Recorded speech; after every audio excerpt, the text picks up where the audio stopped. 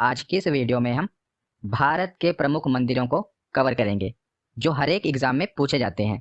मैंने इस वीडियो में जो भी रेलवे एनटीपीसी के एग्ज़ाम हुए थे, एसएससी के एग्ज़ाम हुए थे और जो हाल ही फिलहाल में एग्ज़ाम हुए थे जिसमें टीसीएस के द्वारा पूछे गए मंदिरों को कवर किया है। तो ये सभी मंदिर आपके लिए वेरी वेरी इंपॉर्टेंट हैं। इसीलिए एक बार पूरे वीडियो को लास्ट तक जरूर देखना ताकि आपका इस टॉपिक से एक भी प्रश्न गलत ना हो।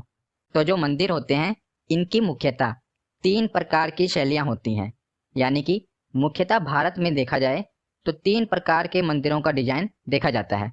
कौन कौन सा? तो पहली है नागर शैली, दूसरी है द्रविड़ शैली और तीसरी है बेसर शैली। तो ये शैलियों में अंतर क्या है? तो जो उत्तर भारत में आप मंदिर देखते हैं ये मुख्यतः नागर शैली के होते हैं और जो दक्षिण भारत के मंदिर होते हैं ये मुख्यतः द्रविड़ शैली के होते हैं। और इन दोनों शैलियों को मिलाकर एक नई शैली है, इसका नाम है बेसर शैली।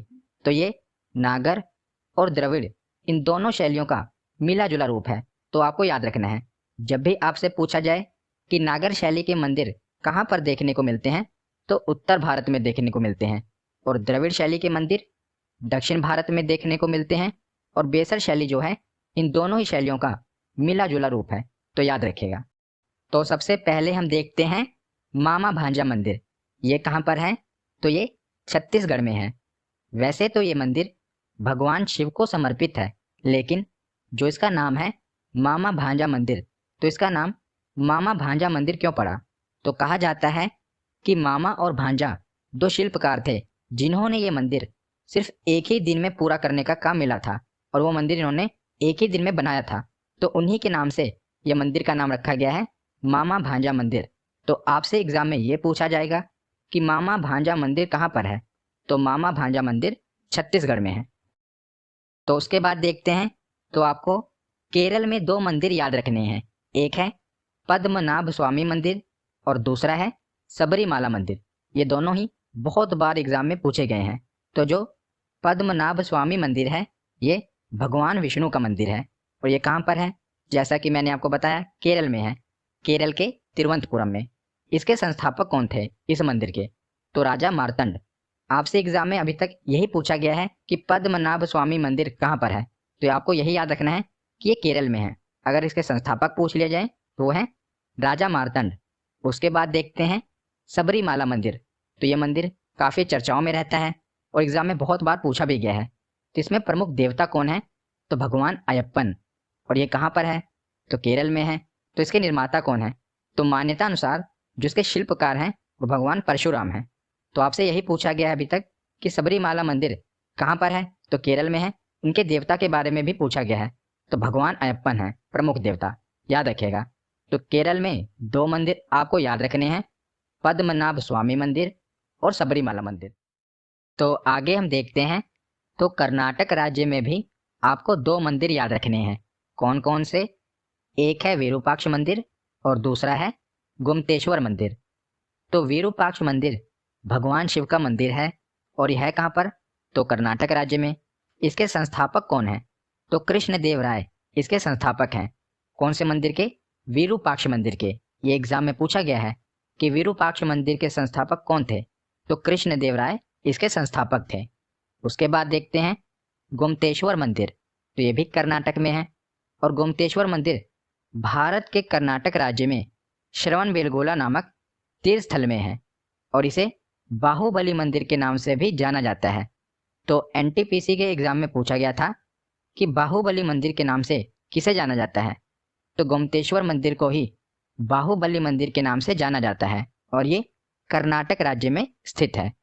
तो यह मंदिर प्रमुख रूप से 17 मीटर ऊंची भगवान बाहुबली की प्रतिमा के लिए प्रसिद्ध है। तो ये जो आप प्रतिमा देख रहे हैं यह भगवान बाहुबली की 17 मीटर ऊंची प्रतिमा है जिसके लिए ये मंदिर प्रसिद्ध है। कौन सा?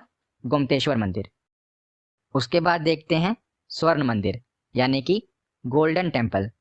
तो इस मंदिर की नींव लाहौर के साईं मियाँ मीर नाम के एक मुस्लिम सूफी संत ने रखी थी। वेरी वेरी इंपॉर्टेंट, इस नाम को जरूर याद रखिएगा।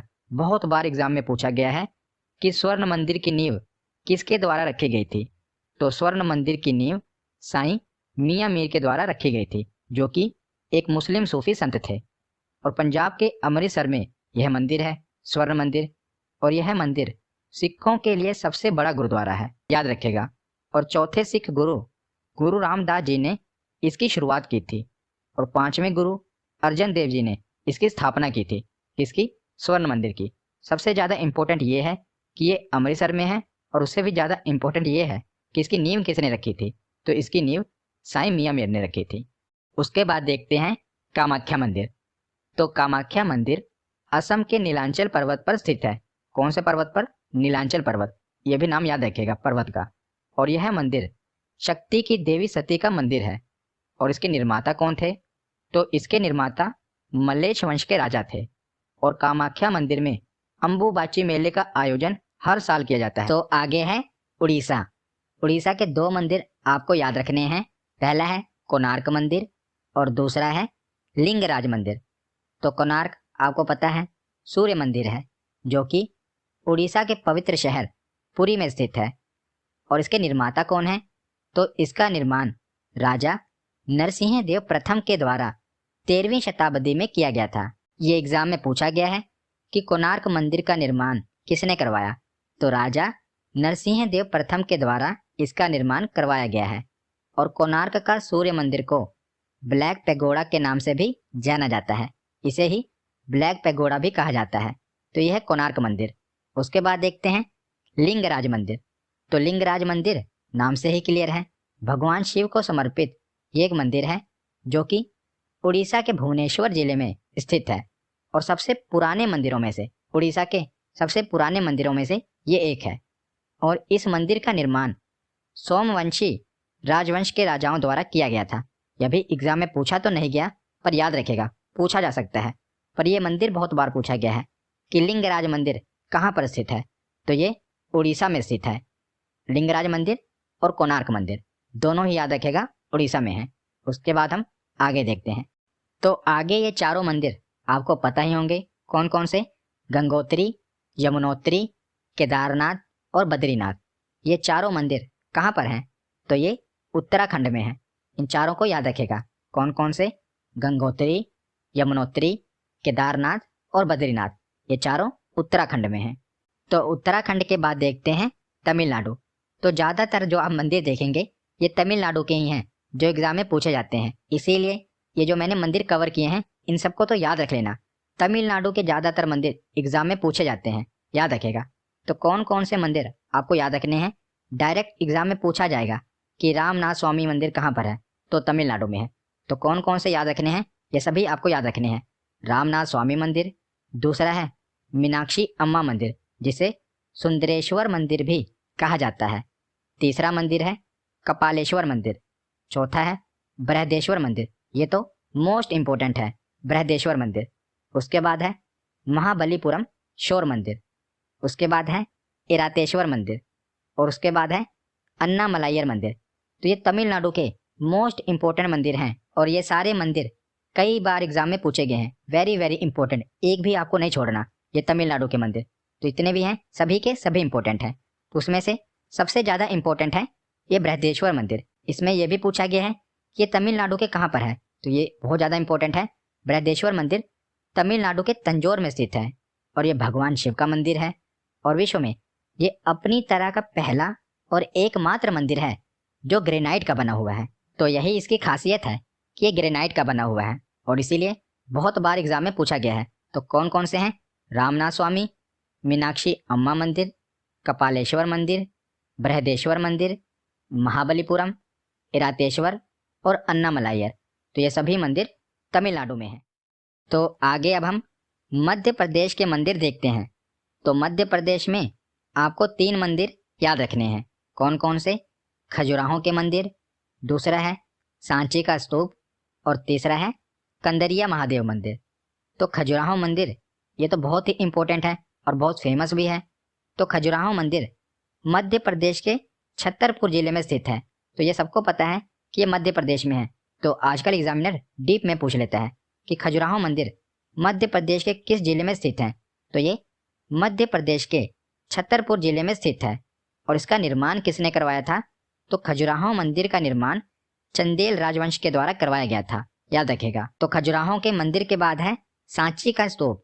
तो ये भी मध्य प्रदेश में है और यहाँ पर कई बौद्ध स्मारक हैं। और जो ये सांची का महान मुख्य स्तूप है, इसका निर्माण मूलतः सम्राट अशोक के द्वारा करवाया गया था, सांची के स्तूप का निर्माण। और ये है कहाँ पर? तो मध्य प्रदेश में है। उसके बाद है कंदरिया महादेव मंदिर। ये एसएससी में बहुत बार पूछा गया है। कंदरिया महादेव मंदिर ये भी मध्य प्रदेश में है और इसे चतुर्भुज मंदिर भी कहा जाता है। कंदरिया महादेव मंदिर को ये भी पूछा जा सकता है कि चतुर्भुज मंदिर कहाँ पर है, तो याद रखिएगा कंदरिया महादेव मंदिर को ही चतुर्भुज मंदिर कहते हैं और इसका निर्माण राजा यशोवर्मन के द्वारा कराया गया था। तो उसके बाद देखते हैं दिलवाड़ा जैन मंदिर। तो दिलवाड़ा जैन मंदिर राजस्थान राज्य के सिरोही जिले के माउंट आबू नगर में स्थित है। तो राजस्थान के माउंट आबू में है दिलवाड़ा जैन मंदिर। और दिलवाड़ा जैन मंदिर 11वीं से 13वीं शताब्दी के दौरान चालुक्य राजाओं द्वारा कौन कौन से, वास्तुपाल और तेजपाल नामक 2 भाइयों के द्वारा 1231 में बनवाया गया था। कौन सा मंदिर? दिलवाड़ा जैन मंदिर। ये राजस्थान के माउंट आबू में है, याद रखिएगा। तो आगे है महाबोध मंदिर। तो महाबोध मंदिर बोध गया में स्थित बिहार राज्य का एक हिस्सा है और महाबोधि मंदिर भगवान बुद्ध की ज्ञान प्राप्ति के स्थान पर स्थित है, तो इसीलिए इसका बहुत महत्व है। और प्रथम मंदिर 3री शताब्दी ईसा पूर्व सम्राट अशोक के द्वारा ही निर्मित कराया गया था, महाबोधि मंदिर। तो महाबोधि के पीछे है बोध, तो ये बोध गया में मंदिर है जो कि बिहार में है। यहीं पर भगवान बुद्ध को ज्ञान की प्राप्ति हुई थी, तो ये बहुत ही इंपॉर्टेंट मंदिर है जो कि बिहार में है। तो महाबोधि मंदिर के बाद है तिरुपति वेंकटेश्वर मंदिर। तो भगवान विष्णु का प्रसिद्ध मंदिर है तिरुपति वेंकटेश्वर मंदिर और ये है कहाँ पर? तो आंध्र प्रदेश के चित्तूर जिले के तिरुपति में स्थित है कहाँ पर? आंध्र प्रदेश में। आपने सुना ही होगा इस मंदिर के बारे में, तिरुपति वेंकटेश्वर मंदिर। और इस मंदिर को 7 पर्वतों का मंदिर भी कहा जाता है। जो इसके उपनाम होते हैं ना, ये जरूर याद रखिएगा क्योंकि आजकल एग्जामिनर यहीं से क्वेश्चन पूछ लेता है कि 7 पर्वतों का मंदिर किसे कहा जाता है। तो तिरुपति वेंकटेश्वर मंदिर को ही 7 पर्वतों का मंदिर कहा जाता है और यह है कहाँ पर? तो आंध्र प्रदेश में है। तो गुजरात में आपको 2 मंदिर याद रखने हैं। कौन कौन से? पहला है सोमनाथ मंदिर और दूसरा है द्वारिकाधीश मंदिर। तो सोमनाथ मंदिर गुजरात प्रांत के काठियावाड़ क्षेत्र में स्थित है और ये भगवान शिव के 12 ज्योतिर्लिंगों में से एक है, इसीलिए इंपॉर्टेंट है। क्या नाम है? सोमनाथ मंदिर। है कहाँ पर? गुजरात में। दूसरा मंदिर है द्वारिकाधीश मंदिर, तो ये भी गुजरात में है। और गुजरात का द्वारका शहर वह स्थान है जहाँ पर 5000 वर्ष पूर्व भगवान कृष्ण ने मथुरा छोड़ने के बाद अपनी नगरी बसाई थी, द्वारिका नगरी बसाई थी, तो वहीं पर है द्वारिकाधीश मंदिर। तो सोमनाथ मंदिर और द्वारिकाधीश मंदिर ये दोनों ही कहाँ पर हैं? गुजरात में है। तो आगे देखते हैं 2.5 दिन का झोपड़ा। तो 2.5 दिन का झोपड़ा राजस्थान के अजमेर जिले में स्थित एक मस्जिद है, याद रखिएगा। ये कहाँ पर है? राजस्थान के अजमेर में है। तो माना जाता है इसका निर्माण सिर्फ 2.5 दिन में किया गया था, इसी कारण इसका नाम 2.5 दिन का झोपड़ा पड़ गया है। और इसका निर्माण मोहम्मद गौरी के आदेश पर मोहम्मद गौरी के गवर्नर कुतुबुद्दीन ऐबक ने वर्ष 1194 में करवाया था। किसका निर्माण? 2.5 दिन के झोपड़े का। तो ये मस्जिद है जो कि राजस्थान के अजमेर जिले में है। तो आज का आखिरी मंदिर है हजारा राम मंदिर। तो हजारा राम मंदिर 15वीं शताब्दी के दौरान विजयनगर के तत्कालीन राजा देवराय प्रथम के द्वारा करवाया गया था। और यह है कहाँ पर? तो यह है हम्पी कर्नाटक में है। कौन सा मंदिर? हजारा राम मंदिर, जो कि देवराय प्रथम के द्वारा बनवाया गया था। आपसे यही पूछा जाता है कि हजारा राम मंदिर किस राज्य में है? तो ये कर्नाटक राज्य में है। तो हमारे सारे मंदिर यहीं पर खत्म होते हैं। अब मैं आपसे 5 प्रश्न पूछता हूँ, जो भी आपने पढ़ा ना, मैंने जितने भी मंदिर आपको बताए, अब देखते हैं आपको कितना याद है। तो आपको इन 5 मंदिरों का जवाब कमेंट सेक्शन में देना है। तो पहला मंदिर है कि लिंगराज मंदिर कहाँ पर स्थित है। दूसरा है कामाख्या मंदिर कहाँ पर स्थित है। तीसरा है सबरीमाला मंदिर कहाँ पर स्थित है। चौथा है मामा भांजा मंदिर और 5वां है दिलवाड़ा जैन मंदिर। तो इन 5 मंदिरों के बारे में आपको बताना है ये किस राज्य में स्थित हैं? कमेंट सेक्शन में जरूर बताइएगा। तो आज की ये वीडियो यहीं पर खत्म होती है। कैसी लगी ये वीडियो कमेंट सेक्शन में जरूर बताना। धन्यवाद।